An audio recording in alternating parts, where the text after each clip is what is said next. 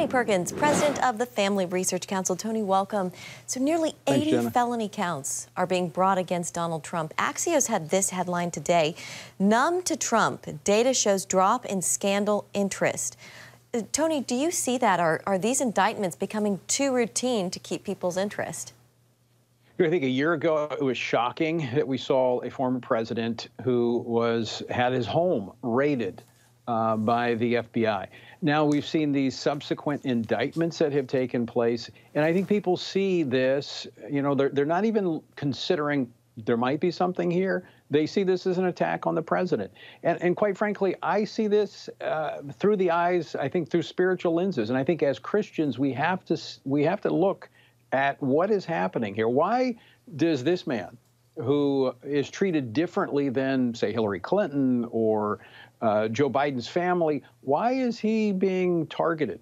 I think it goes back, Jenna, to what he did as president. I mean, when you look at what he did right off the bat, he expanded Mexico City. He ended up nominating 3 justices of the court, leading to the overturn of Roe. He reversed the transgender policy in the military. He passed one of the most sweeping religious freedom executive orders that we've had in the federal government. And then, of course, he pulled us out of climate change, the Kyoto Protocol, and the Paris Climate Accord. And so these are things that are really the spiritual high places. And I think as Christians, as we've watched what's unfolded over the last year, we have to understand there is a huge spiritual battle raging in this country. And if we're going to take on these elements of the idolatry of our day, we've got to be spiritually prepared. And I think that's why this former president's being attacked. Tony, what's your sense with supporters of the Family Research Council? Are they still with Donald Trump, or are they looking at some of the other options?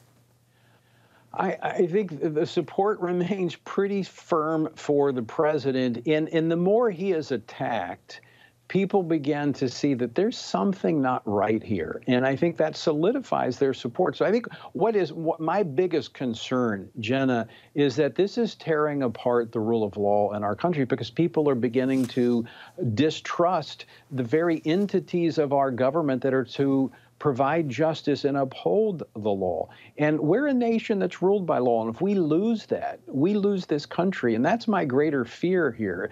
And so I think as Christians, again, we need to look to the Word of God. In Psalm 119, the psalmist says, you know, I am bound by the cords of the injustice of the wicked, but I will not forsake your law. And so while we may see this evil and this lawlessness going all around us, we cannot give into that. We need to continue to pray. We need to vote every time we have the opportunity. And we need to stand for what we know to be right and what is constitutional.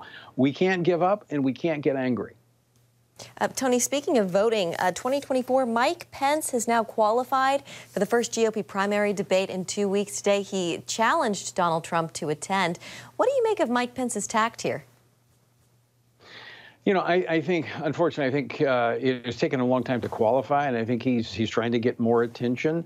You know, I hope he does well. I'd like to see a wide field of candidates, but quite frankly, I think the more Donald Trump is attacked, the more focus goes on him and the more support that he builds. And I don't know, at the end of the day, if they find anything on Donald Trump or not. People aren't looking at that. They're seeing at this as a 2-tiered system of justice, and they're completely ignoring what may or may not be there. They're looking at the attacks on this man, and I think increasingly the spiritually minded will see this for what it is. We are seeing this colossal, epic spiritual battle raging in our country, and we've got to be prayed up, and we've got to be standing for truth. Tony, we're unfortunately out of time, but Tony Perkins with the Family Research Council, thank you so much. All right, Jenna, thanks.